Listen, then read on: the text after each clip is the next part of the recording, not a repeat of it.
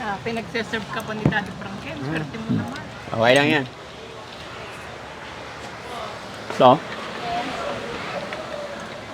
kay Nanay Ansing, oh. Salamat po. Hindi na bibili ng tinapay. Kasi, kakain na tayo ng kanin. Salamat. Okay lang yan. So, Wala sa kanila kaya. Talagang talaga. ayo Rab.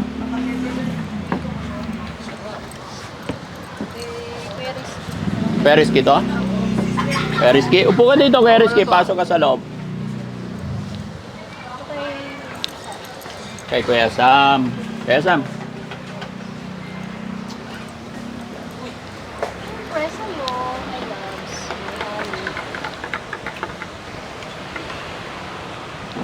Kakahan.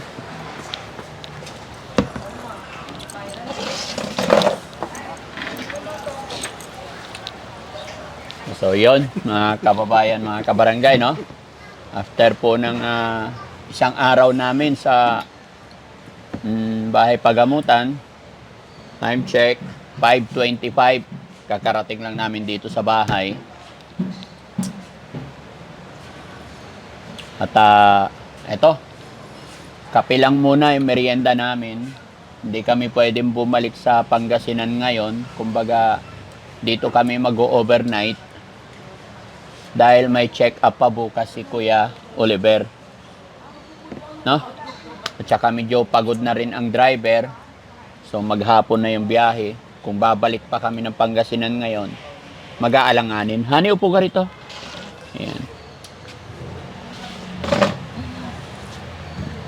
Salamat sa Panginoon kasi natapos na naman ang check-up ni Kuya Oliver at unti-unti na pong nagiging maayos ang lahat. Kuya Oliver, okay ka lang? Ha? Oo. Okay ka lang? Oo. Very good. Si Ate Ansing, okay lang? Opo. Hindi ka napagod? Asan na yung makeup mo? Ba't nawala na? Naubos na po. Makeup ka ulit? Bukas na naman po para tipid. Bukas na naman. Yung tinitipid din pala yon. Opo, para hindi agad maubos. Oh, mahal din ba yung makeup? Mahal din po pag walang pambili. Pag walang pambili, mahal. So, yung mga resita, so anong sabi ng doktor sa'yo, Nanay Ansing? Ito po yung, sabi po niya, ano po, tinasan ko yung, pinalitan niya po yung gamot. Oo. Ako po yan yung dating iniinom ni Kuya po. Oo, pinalitan, iba na yung gamot. Dati po, kasi tinanong po siya, Oo. mali-mali naman po yung sagot niya. Oo. Kaya sabi po niya, taasan ko yung gamot mo tayo. Yes. Ganun. Kaya po, dati po, isang araw, isang tableta lang po. Oo. Ngayon po, 1.5. 1.5. Kalahati po sa umaga, tapos gabi po isa. Isa. Okay. At least, yun ang sinasabi ko, Nay. Kaya kayo gusto kong kasama para nalalaman nyo rin yung nangyayari. Para alam nyo. At kayo talaga yung may karapatan. No? So, ito mga kababayan, mga kabarangay, nakita rin, pinapakita ko rin kay Nanay Ansing yung pagbili ng gamot. Kasi hindi po libre ang gamot. Nakita mo rin kung magkano? Ano masasabi mo? Mahal po. Ha? Mahal po. Mahal ang gamot. Kung wala po kayo, hindi po namin mapipili. Hindi nyo kaya. Ganun talaga, Nay. Dahil hindi po biro-biro yung pinagdadaanan niya, kaya medyo may kamahalan yung mga gamot. Kaya iingatan natin itong mga resibo, reseta, para tuloy-tuloy. Ganun talaga, ayan, marami. Ang dami niyang gamot, mga kababayan. 1, 2, 3. Ayan. Use in full.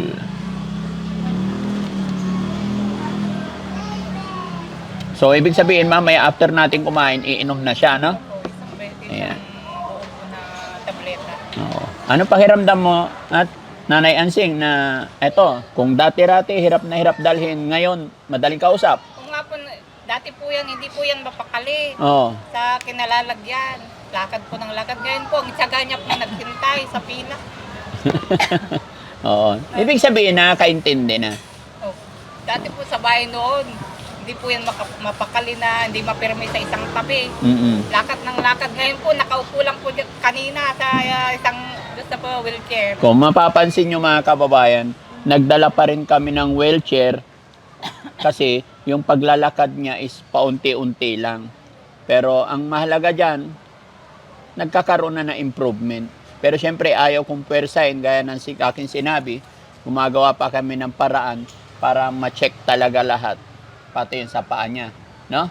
So gaya ng sinabi ko, hindi tayo pwede umuwi ngayon, dito tayo matutulog. Para bukas, ibang check-up naman. Na? Salamat po, Daddy Frankie. Oo. So, okay lang yan, Nay. Kahit na medyo may kamahalan, ang mahalaga, gumaling.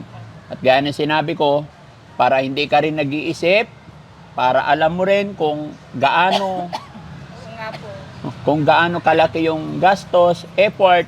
Hindi ko isinusumbat to. Gusto ko lang malaman mo rin, nagiging transparent din ako sa inyo para alam ninyo po, nakikita nyo. Kaya kita mo naman, hindi na ako pumasok sa loob kasi parang magka-problema pag papasok pa ako.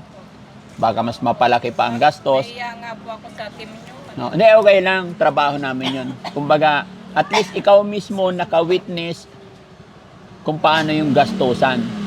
Mahal po yung mga gamot. Tapos dapat po matyaga po naghihintay. Mahaba po yung pila. Lahat talaga. Kahit babayaran mo yan, mahaba pa rin ang pila. No? Pero ang importante, in a whole day, may natapos tayo. Maraming salamat, Daddy Frankie. Mm. Kung wala kayo, hindi namin mapapagamot kung kapatid na. Hindi kaya talaga. Hindi. Kaya na lang namin doon sa kulungan niya. Ah? Wala kayo. Kung wala kami, hayaan nyo lang doon. Di mamatay na lang siya doon. Kasi syempre, unahin sa hirap ng buhay namin, Daddy Frankie, unahin namin yung pang-araw-araw namin nakakitain. Oo. Panggastos sa araw-araw. Yung kapatid namin nandun lang. Mm. Mahirap talaga. Pero kahit nandun nakikita namin, hirap din yung isip namin saka yung kalooban namin na nakikita yung ganyang kalagayan niya. Mm. Kaso, yun nga, kaya nang sabi ko, wala rin kaming magawa. Siyempre, wala rin kaming panggastos. Pero ang balik niya, April 10. Ayan. For 3 months tong gamutan niya, mga kababayan, mga kabarangay. Magandang pangitain tong nangyayari. Anong sabi ng doktor sa'yo? Siyempre, nakausap mo. Yan po, sabi po niya, medyo umayos-ayos na po siya. Oo. Yung behavior niya, gumanda na po. Gumanda na. Dati. Oo.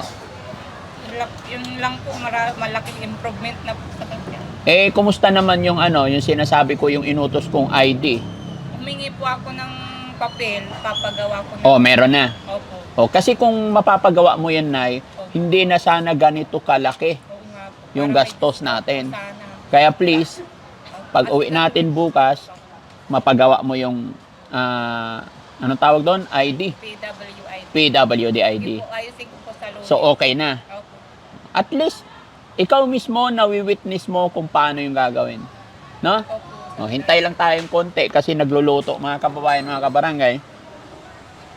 Para makatipid din sana kami. Kaya nagbili na lang ako ng isda, paluto. Para dito na lang kami kakain. Para makatipid din ng konti. Kasi pag sa labas na naman kami kakain, kulang po yung 2,000 kain. Lalo na't nandito tayo sa Makati, mga kababayan. Kaya thank you kay Mami Rochelle kasi luto sila ni Yaya. No? So ito na han, yung gamot niya, babalik kami ulit sa April 10, yung second check-up niya ulit. No? Mm-mm. Kaya nga 3 reseta yan. Okay? So ang magtatago nito si Kuya Sam. No? Kuya Sam, tatago mo to? Dati Frankie, iba po kayo talaga. Alam niyo po yung ibang nakilala ko na nakakaangat sa buhay. Hindi po sila nakikihalubilo sa kagaya namin, lalo na sa may ganitong kondisyon na may sakit sa pag-iisip. Yung parang ilag sila ba? Bakit? Kayo po, malayong nakikihalubilo kayo sa mga kagaya namin na mahirap, na may sakit. Iba po kayo talaga. Bakit? Mahirap din naman ako, hindi ako mayaman. Hindi naman po. Oo, hindi ako mayaman. Ginagawa ko lang yung kagustuhan, yung masarap sa pakiramdam kasi nakakatulong. Meron po kasing yung mga taong iba, hindi man po sila nakakaangat. Yung parang nadidiri ba sila sa Ay. kalagayan namin, lalo na sa kalagayan ng kapatid na po. Pare-parehas kaming pare-parehas lang tayong tao. Kung may mayaman man si Mami Rochelle. Yan eh. Kaya Yan. doon pa Siya po lang yung totoong mayaman. hinahangaan ko na po yung pagkamababang loob niyo. Mm. Totoong tao po ba? Ayan, okay lang yun. Basta gawin lang natin yung tama. Gawin lang natin yung nararapat, no? So, pagkatapos kumain, saka tayo mag-i-in para mapagpahinga rin kayo. Pagpahinga rin ng, kapag pahinga rin ako, mga kababayan, medyo nangalumata ako. Kasi yun, kagagaling ko lang dito nakarang araw, balik dito. Tapos, hindi ko alam, baka Sunday, meron na naman. Pero okay lang yan. Alam ng Panginoon kung ano pa yung mga mission natin. So, ayun mga kababayan, honey, kumusta yung niluluto? Okay lang. Ayan. At saka, yun mga kababayan, may nabasa ako sa comment section, no? Sabi sa, ano sabi, Han? Napapansin si Mami Rochelle, eh. Ha? Iisa lang daw yung pantalon niya. Kaya bigyan nyo ng pambiling pantalon si Aling Wala na kasi Rochelle. akong pambiling pantalon, kaya isa na lang pantalon ko. Ito, babasahin ko yung comment ng natin mga kababayan. Kaya naman.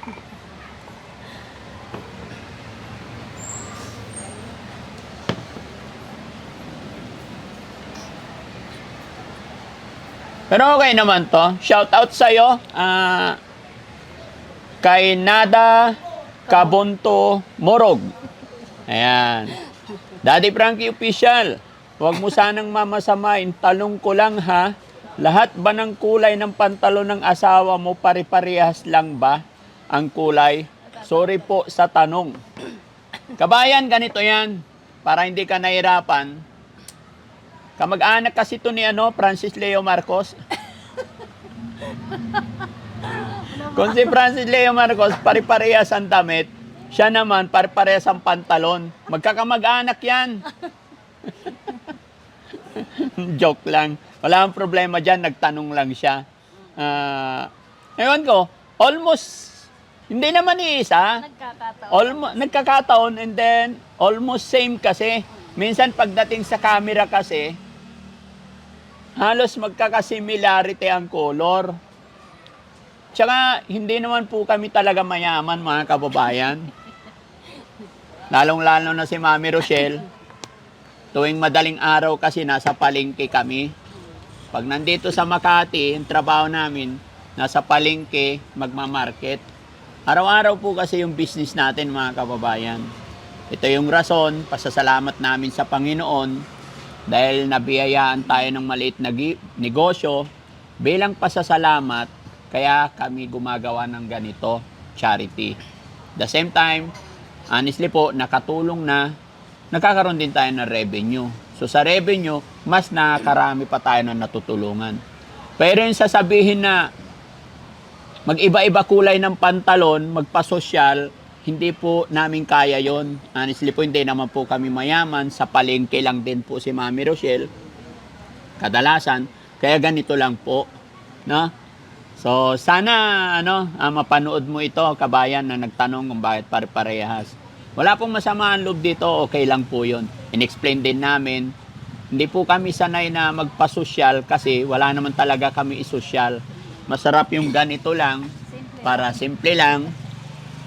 Para kahit saan magpunta, sige sagutin mo, Hindi, ikaw ang tsaka- natanong eh. Then, tsaka yung nakikita nyo kasi parati, yun madalas kong suot kasi mas komportable ako doon sa suot na yun. Halos pare-pareho lahat ganito, yung Oo. puro pantalon ko. Kaya ginawa mong puti ngayon. Anong kulay nito? Blue. Blue Actually, na. meron marami na.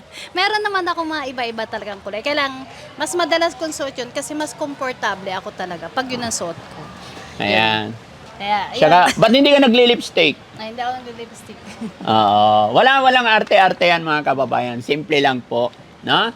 Si Ate Ansing lang ang mahilig mag-lipstick. Di ba? Kanina pulang-pula ang labi. Siyempre naman hindi na nga po ako maganda, hindi pa po ako mag-lipstick. Ha? Hindi na? Hindi na nga po ako maganda, hindi pa po ako mag-lipstick. Mag-lipstick. Lapit ka konti na.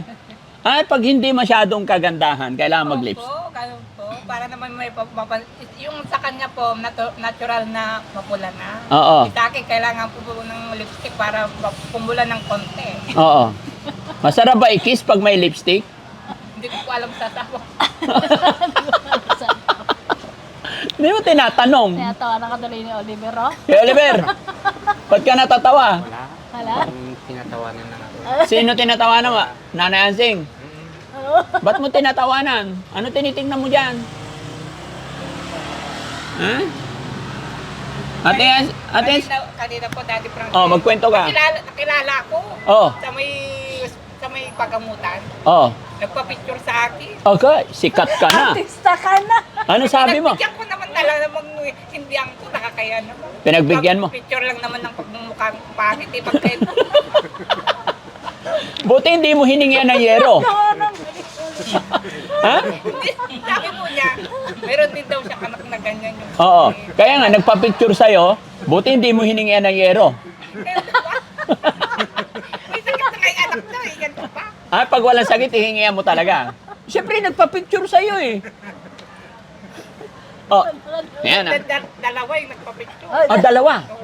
Tapos sabi, sinikreto po niya yung isa, kinalabit niya. Eh, kung si Ate Ansi, sabi niya, pa-picture. Okay. Pinagbigyan ko na lang. Pinagbigyan mo lang. Sunod na pa-picture niya, hihingian mo na ng yero. Hindi na. Oh. Tapos na yung year ko. Ah, tapos na. Oh, very good. No? Bait-bait niyo talagang mag-asawa. Oo. Pero artista ka na, akalaan mo pa-picture na sila. Ay, shoutout mo yung mga tagapanood, sabihin mo. Para pag nagpa-picture sila, wag silang mahiyan lumapit. Nagpa-picture sila, hindi ko man sila, hindi ko man alam yung pangalan nila. Ay, kaya nga, sino yung mga nagpa-picture? Hindi ko nga po alam. Kaya nga, para mapanood nila, shoutout mo sila. Ay, kung mga nakakilala sa akin kanina sa pagamutan, na hinahanap ka po, Daddy Frankie. Nasaan po si Daddy Frankie, sabi po nila. Ay, Oo. wala po, nagpapahinga, sabi ko naman. Tapos meron pong dalawa nagpa-picture. Salamat po nagpa-picture po kayo. Nakilala niyo ako kahit masama yung ginagawa ko. Nagpa-picture pa rin po kayo. Salamat po. Patuloy po kayong manood ng mga vlog ni Daddy Frankie para mas marami pa po siyang matulungan. Katulad ng kapatid ko na nawala sa pag-iisip. O, ano mensahe mo sa mga taong gustong magpa-picture pa sa'yo? Kung makita niyo po ako, kung gusto niyo pong magpa-picture po kayo. Oh, sige, sabihin mo. Huwag kayong mahiya ka mo. Sige, dali. Huwag po kayong mahiya. Ako nga po ang dapat mahiya eh. Kasi makapal po yung mukha ko. Hindi, Kinapal ko wag, na po yung mukha. wag mo na sabihin yun kasi akala nila sinasadya mo. Hindi po. Talagang totoong tao po si Daddy Frankie. Akala nila tinuturuan kita. Hindi po. Oh. Totoong tao po si Daddy Frankie, mabuti po yung puso niya. Kaya yung mga fan po, mga nagagalit sa akin, huwag niyo na pong idamay si Daddy Frankie. No, pa-picture na lang kayo kamo. Opo. Yung galit niyo po, idaan niyo na lang po sa akin. Magpa-picture na lang po kayo pag nakita niyo ako dyan sa daan. Kaya sa palengke, ganyan po. Kinakabahan daw sila magpa-picture kasi baka pag after ng pa-picture, baka hingian mo sila ng yero. Hindi na po. Hindi na. Hindi na yero. Ano na sunod? Wala na. Wala na, very. Kasi maayos na yung bubong namin eh. Hindi na kami matutulungan pag umulan. Yero lang talaga ang problema. Alam mo, Daddy Frankie, mapalaki ko lang ng maayos yung mga anak ko. Gumaling si Kuya po Oliver, yung mga anak ko makapagtapos ng pag-aaral sana, magkaroon ng pamilya, na maayos. Ayoko po ng broken family. Ayoko po. Mahalaga po sa akin yung pamilya. Oo. Magkaroon lang po sila ng maayos na trabaho, makapag-asawa, magkaroon ng anak. Doon na lang po, masaya na po ako. Kontento na po ako doon. At hindi po, yung hindi masyadong hirap sa buhay, masayang buhay na po yun. At gumaling yung kuya ko. Malapit na. Pray lang tayo. Basta nandyan ka nakasupport. Okay yon. Darating at darating dyan. No? Huwag lang tayo makakalimot kay God. Always tayo mag-pray. No? So yun, mga kababayan, mga kabarangay, no? Maraming salamat at eto, masaya talaga ako kasi nakakabanding natin si Ate Ansing. Nalalaman din natin yung totoong ugali, attitude, para maging okay ang lahat. Kasi ang mission ng Team Daddy Frankie is matulungan talaga. So, ayan, the more din naman na maraming nagpapaabot ng tulong kay Kuya Oliver, kaya lubos-lubusin natin, gawin natin ang lahat. Pati kay Nanay Ansing, marami rin nagmamahal kay Nanay Ansing. Nandyan yung mga sponsor ni Nanay Ansing. Maraming salamat po. Sino nga ba yung mga sponsor ni Nanay Ansing? Jeneleta Kilding, si Ma'am Malu de Los Santos. Yan, nandyan na malalawak yung pangunawa. Kung noong una ay nagagalit sila, etong si Ma'am Jeneleta Kilding, Ma'am Malu de Los Santos, nilawakan nila yung pag-iisip nila. So, nagiging maayos tuloy dahil sa kanila. No? Kaya sa mga nagmamahal din kay Nanay Ansing, maraming salamat. Ano masasabi mo kay sa mga taong ang laki ng pang-uunawa, inunawa kanila? Instead na magalit sila, inunawa nila. Kumbaga naintindihan din nila yung sinabi ko na unawain natin yung tao na na Sobrang pasalamat ko po talaga. Kasi naman, Daddy Frankie, yung mga tao, hindi po pare-pares yung opinion. Opo. Meron pong nanlalaik, meron pong tumutulong. Yung mas malalim yung pag-unawa ko. Mas nakakaunawa. Sa mga nakakaunawa po sa akin. Pero aminado naman po ako na sumobra po ako. Sumobra po yung talaga ako sa paghingi ng pera sa inyo. Opo. Nasobran po ako. Kaya humihingi po ako ng pasensya sa mga tao na ano ko. Si Daddy Frankie, malaki po ang tinulong sa amin. Kaya malaki po ang utang na loob namin sa kanya. Kung hindi po sa kanya, hanggang ngayon, nandun pa sa kulungan yung kapatid ko. Madumi, mabaho, hindi kumakain. Pero ngayon, malaki na po ang improve niya. Tumaba na nga po siya eh. Noon po, ang payat-payat na, ang dumi-dumi, mahaba yung buhok, sigaw ng pagkain. Ngayon po, maayos na po siya. Tingnan niyo po, ang taba-taba na niya. Dati po, ang payat-payat po niyan. Dati takot lapitan. Hindi nyo nilalapitan. Yung pagkain po niya, nilulusot namin nilalagay sa suko, tapos nilulusot sa may rehas. Oo. Pero ngayon, hindi na po. Oo. Nalalapitan na namin.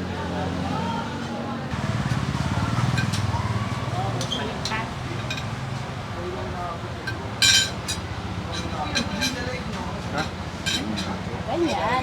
No.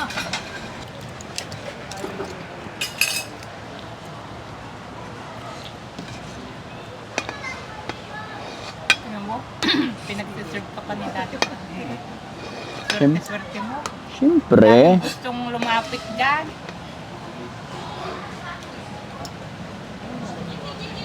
Hindi makalapit, pero po, ikaw talaga pinagsiserve ka. Mainit pa, mainit. Hayaan mo na.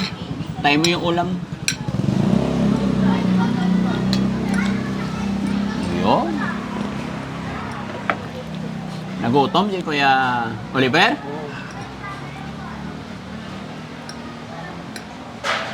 Pagkatapos kumain, inom ng vitamins, no? Tapos para gumaling na, no? Hintayin mo yung ulam.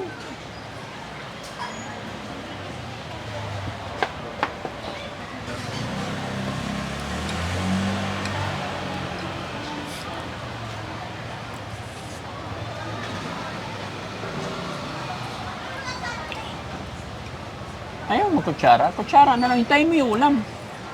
Gutom na yata. Bakit hindi kutsara gamitin mo? Ayun po yung kutsara. Hindi. Ay, meron. Hawak niya. Ay, meron pa na. Ay, paksiw. Yeah. Kala ko sinigang. Sige na, halina kayo. Kain na. Talagang kayo pa po ang nagsasanto. O, yan. Ulam mo, ha?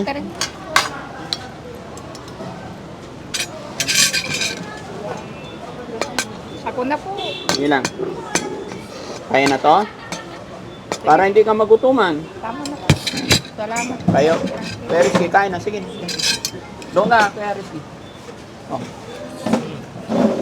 Nang yung sandok yan, na rice, nahirapan ako.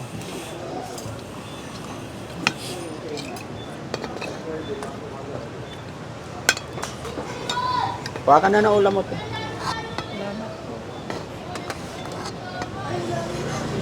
Oh! Ara! Birthday mo, damihan mo. Hindi lang ng kulang. Yun, thank you ya. Dapat mo. Birthday mo? Kapon. Ay, kapon ko. Kuya Sam, dito.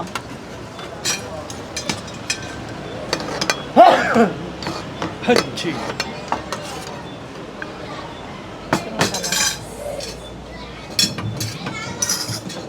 Kuya Rap. Walang vaccine. Busog pa kasi ako. Kapi ako. Hachi!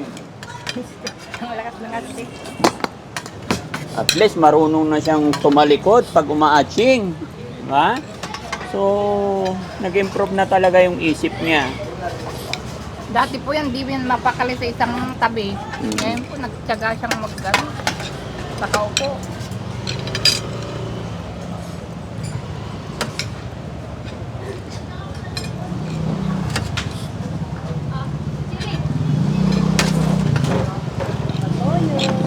Gusto mo sili? Kami na. Ayaw mo sili? Lagay ko rito. Kami na. Niya. Dahil lang kayo.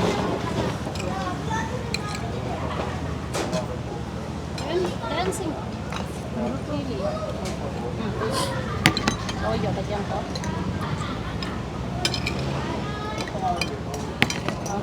Salamat po. Kain kayo madami para hindi kayo magutuman. Mahirap matulog na gutom. Oliver, urong konti. Yan.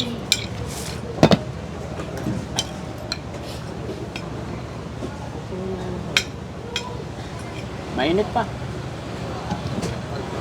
Yung may angkol sa doon, may sabaw pa. Hindi, meron pa. Para matuto siya.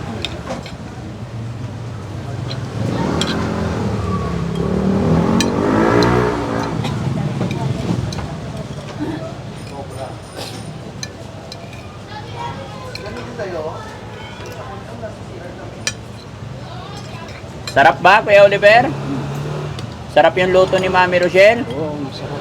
Anong lasa? Masarap na. Masarap.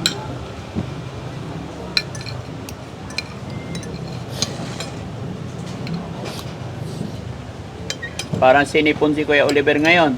Nabigla yata sa aircon ng sasakyan kasi Kuya Rizky hindi niya pinapahinaan yung aircon. Honey, sarap daw yung luto ni Mami Rochelle, sabi ni Oliver. Masarap, Kuya Oliver?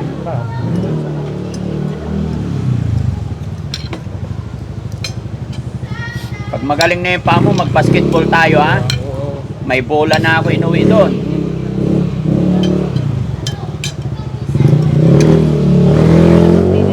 Ha? Marunong na, syempre. Gusto ni Oliver ah.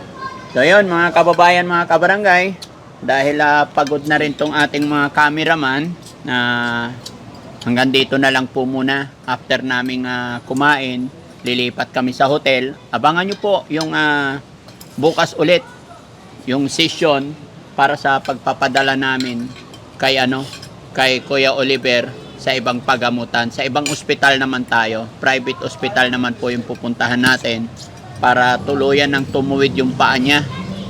Kasi ibang doktor, ibang specialist naman pagdadalhan natin.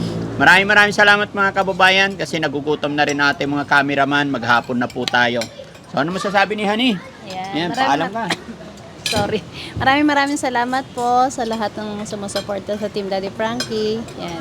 Sana po wag po kayo magsasawa sa lahat ng mga sponsor yan. Maraming salamat po sa sa pag-support sa amin po.